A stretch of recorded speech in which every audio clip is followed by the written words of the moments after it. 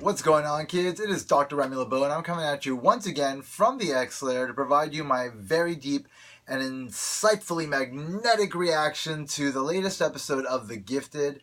Tonight we had, finally, after a 2-week hiatus? Or was it just a 1-week hiatus? It was a hiatus, and it felt long. We finally got Season 2, Episode 8. I believe. It might be either 7 or 8. I believe it's 8.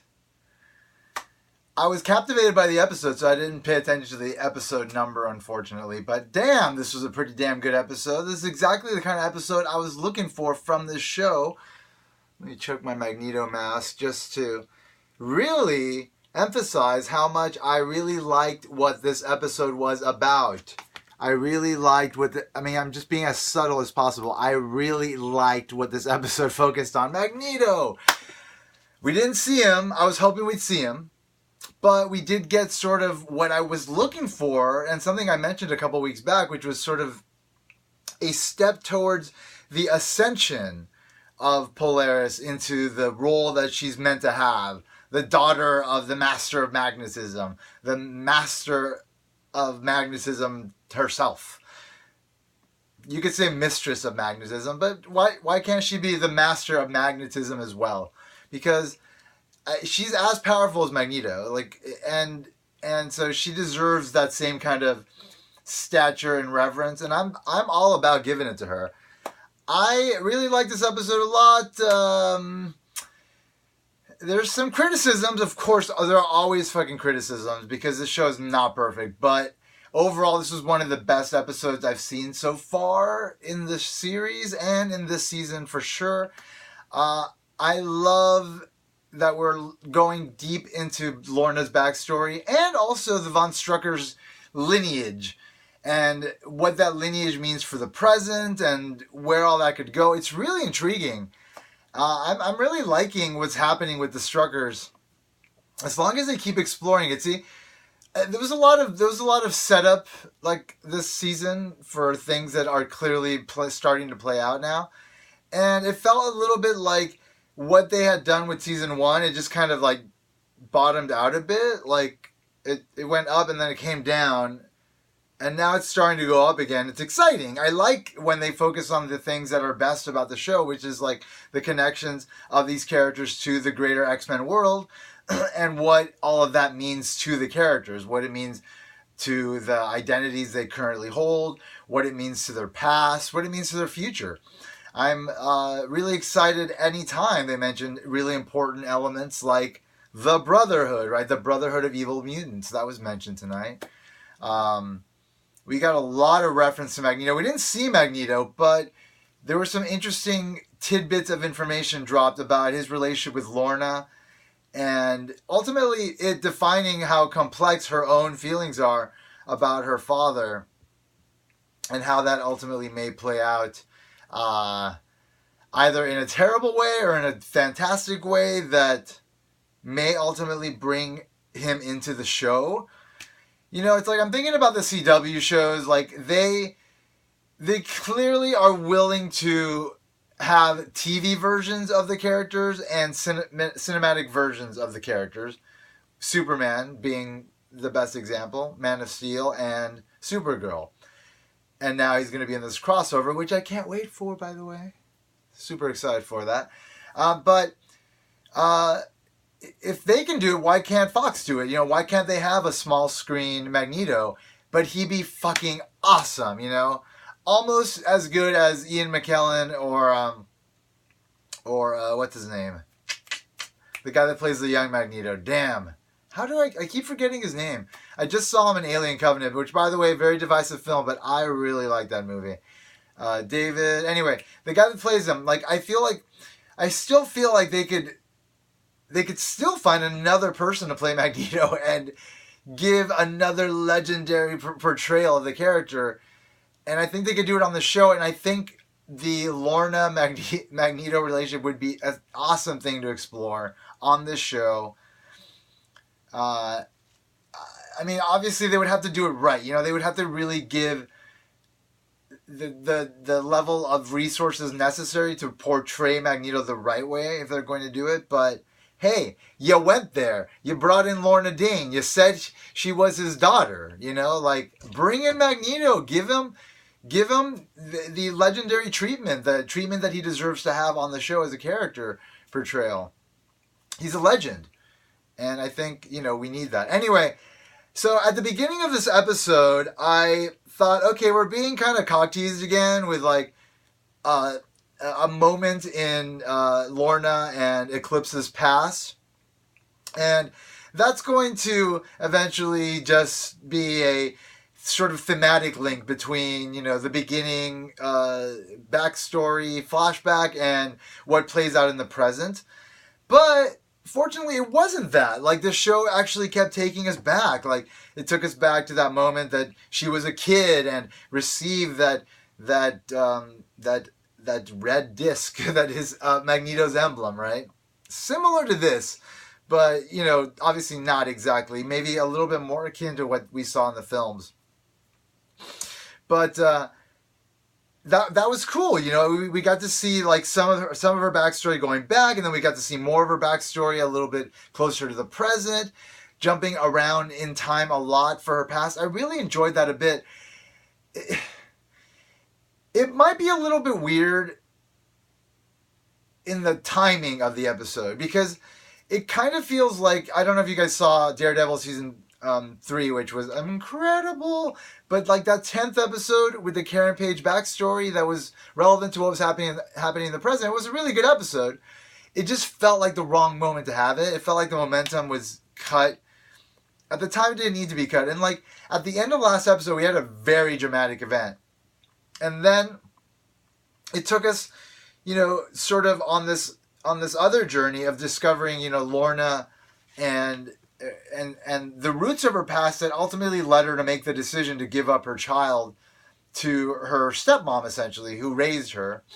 And I like that a lot, without a doubt. Like, I really enjoyed that that's what we got. But it would have been cool to see, like, aftermath of the bank heist and the massacre of those 36 odd people within the group. I like that there were repercussions within the city. I like that it led to such a tragic event of having a foster home be burnt down, and there may potentially not be any mutant children surviving. That's something that's fantastic.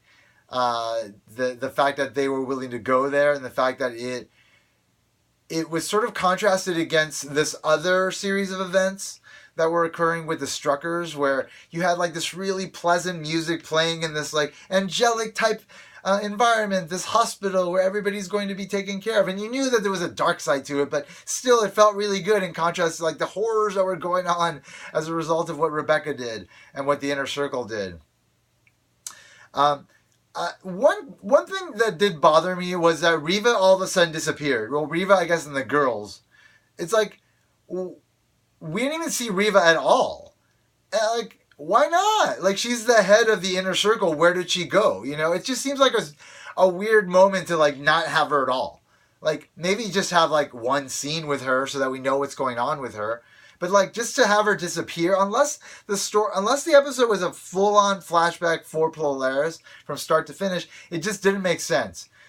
Somebody said in the comments last week, like, that there's a lot of negativity in my critiques, but you know what? I'm just being real, folks. I'm a big X-Men fan without a fucking doubt. I don't know if you realized it, but I'm not going to sit back and be like, and have like, rose-tinted glasses when I'm watching the show. I'm going to be critical of it, and if I feel that there are things that it's doing that aren't making it look that great, I'm going to call those things out, And like something like this, like it didn't make any narrative sense for such a main character after such a pivotal moment in her plan to all of a sudden be absent from the episode, unless the entire episode was a flashback, which it wasn't. It was a series of flashbacks, all sort of giving us, the reasons why Lorna wound up giving up the baby. And like, I'm going to assume that they realize that is such an important storyline that everything else had to be sidelined. And I appreciate that, but nonetheless, like, you have this other stuff going on, and like, it still should be going on, Like, Game of Thrones, like, they'll still give you, like, 5 minutes with a character that you understand you're tracking the story of, but may not be the main story in that particular episode. You'll still get like 5 minutes with them so that you at least know it's still going on, and here's a little bit of something that moves the story forward, but we're focusing on this over here today. Like, I'd be okay with that, but like to all of a sudden not have Reva, that was kind of weird. I noticed it while I was watching. I was like, this is kind of strange, but obviously it was completely outbalanced by the emphasis on the Magneto lineage, the sort of questionable issues with respect to whether or not Magneto is her father and whether or not that's a good or a bad thing. I thought that was it was a good introductory exploration into those ideas. I'm hoping the show will go further and explore them more, because those are important issues. Like, the guy's a villain, but he's also trying to help mutants, and he's her father. Oh, is he her father? It's like there's a lot of elements to that story that are interesting, and we got some of that in this episode, and I really enjoyed it. I love the girl that plays Lorna. I don't like her with black hair. I would prefer that she had the green hair. I understand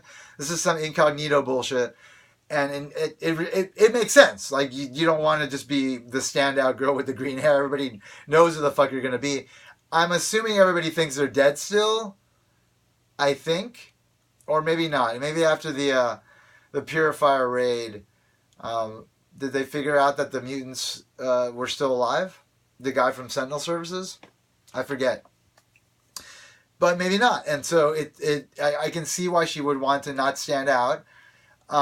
Anyway, green hair better. I like the green hair past flashbacks. That was good stuff. I love that moment where Polaris was being hit on by that asshole. It was kind of an asshole. It was a gray area, and she fucking flips his car over. Like, that's what I need to see, like, that's what I got to see. That gave me sass. It gave me power, it gave me everything I need from my Lorna Dane, And so I was happy with that moment, and I want a little bit more of that. And I have a feeling we're going to get that because they did something fucking dope at the end of the episode. They had her reshape that coin into that sort of, that kind of like that green M, it's kind of like I'll just call it a headpiece because I don't really know what the name of it would be. I'm sure it has something to do with those things that girls put in their hair. I don't know. But yeah, like that headdress thing. It's like, that was so dope. Like, thank you, show. Like, that's, yes. Like, at the end of the episode, I was like, fuck yeah. Like, this is what I want from my X-Men show. Fucking Polaris ascending to her Polaris state as we know her in the comics, which is, what all of this stuff should always be tried to honor, right? Because it did come from that. She's not just a person named Polaris, She's got the green hair. She's got the interesting kind of headpiece or whatever, Like, that's part of who she is, because, like, she's not a normal person, She's a superhero. And so you got to give her that extra bit of flair, And they gave it to her, and I was very happy about that. The stuff with the Struckers, fucking, whenever they actually talk about, like, the actual Fenris twins and how that is, like, affecting the present, it's such an intriguing concept. And I really like that this doctor, like, had so much information to provide about their background and their lineage and Fenris and what happened to the father. And I like that we're being set up as though, like, this is all a good thing, but then now we're seeing towards the end of the episode that really they're developing a cure for mutants, and that's essentially the cure, right? The same problem they had in the Joss Whedon run of Astonishing X-Men. Read it. And then the film took the idea and they mixed it with the Dark Phoenix, and it was horrible, The Last Stand. There's some good sequences in that. Like when Magneto breaks Mystique out of that truck, that whole sequence, magnifico. I kind of liked the Dark Phoenix destroying the house, killing Xavier sequence as well. Anyway, I'm getting sidetracked, but There's some good sequences in that movie. There's also just like some horrible storytelling in that movie as well, and some terrible edits. when one moment it's day and the next moment it's night on a cut as they're going from the Golden Gate Bridge to Alcatraz. That's horrible editing, and I'm getting lost in the horrible state that film resulted in that has scarred me for all these years. But moving on, back to The Gifted. The Strucker stuff, man, like going back into their lineage and like what that means for the president, what that could ultimately mean for Andy and Lauren. Like, are they going to become Fenris? You know, are they going to become villains? I don't think Polaris will, but I think Fenris will. I think the kids will. Now, just going back to Polaris for a second, I really love that reunion with Eclipse. I really like them together. I think it's kind of a crime that the show is keeping them apart. It seems a little weird. They have so much chemistry. It's such a nice thing to have them together. I feel like they should just be together. So fucking put them together, show, and stop keeping them apart. And, yeah. Anyway, I know you're going to be fucking with this show for the rest of the season, because I have a feeling like I believe we're only halfway through the season. So we have a lot coming, and I'm sure we're going to be put through some emotional roller coasters. Probably that's the easiest way to say it, with respect to a lot of these important relationships. Another one, Clarice and Thunderbird. I'm loving their chemistry. They have great chemistry. I really like seeing them together. I really like seeing them do stuff. They didn't really do much this episode. They found Rebecca and they got a lead on the inner circle, but you know, their story was certainly the least important of the episode, which is fine. You can't focus on everybody, and they have gotten a good amount of time, and I'm sure they'll get more later, so it's fine. But still, it was just kind of like, we found Rebecca, and then nothing. I thought maybe that, you know, they would think that Rebecca was good because the inner circle dropped her, and then that Rebecca would like infiltrate them and do something horrible in their name or something like that. Maybe, potentially, I thought that would happen, but it didn't. Anyway, so I liked everything I saw overall in this episode. Really a strong episode, really fun moments with Polaris. Just really going deep into her character, and now adding this extra sort of pain of knowing that she had to give up her child in the same way that her father gave her up, for the same reasons, really. I mean, her talking about a homeland for the... I mean, I'm sure that's exactly what Magneto was thinking, too, when he gave her up. You know, he was probably thinking, I'm going to give her up for a bit so I can establish a homeland for the mutants, and then I'm going to go take her back, but we all know how that went. Womp, womp, womp. Anyway, folks, we have more Gifted to go, and I know we're going to get this is what I hate about long seasons. We're going to get a huge break in the season. I don't mind having big breaks between seasons, but a big break within the season is like, it's kind of screwed up these days. I think the binging culture has sort of changed our ability to deal with that. And to get a big break between, like, you know, if this is episode 8, I'm going to say episode 10 and like 11, you know, they'll probably have a few more episodes in December. And then we won't have one until like February or something. Fine, whatever. But I have a feeling we're going to get a lot of really exciting things that are going to happen coming up. And I'm really excited for it. So let's see what happens. Bring on a name mutant, folks. Bring on a name. I need a name. Like any name. Banshee. Give me... don't butcher Bishop. I need Bishop to be done better than he was in Days of Future Past, even though I like Days of Future Past and what they did with Bishop, but I need a little bit more from that. Give me a Colossus. Oh, you're giving me too much Colossus at this point with Deadpool and the regular films, which I don't mind that they have separate versions, because one of them is more authentic, the one in Deadpool, but still, it's kind of weird that you have two different Colossuses running around. And I don't know. Give me Dazzler. Give me a legit Dazzler. Like a legit Dazzler. You know, I think Dazzler deserves that. Anyway, more X-Men talk to come in next week's review of The Gifted, Episode 9. Thanks for checking out my channel. If you haven't already, make sure you click subscribe so you can keep up with my latest you know, discussions about some of my favorite X-Men stuff, and of course, you know, other semi-related things. When I feel the urge to talk about something, I'm going to talk about it, and it may not be X-Men related, but it'll be a fun time nonetheless. So subscribe, keep up. If you like this video, click like. If you didn't like it, click you didn't like. And as always, I'd like to remind you that if you haven't already, you better put an X in that box, ladies and gentlemen, because ain't nobody checking me. Take care, folks. Bye-bye.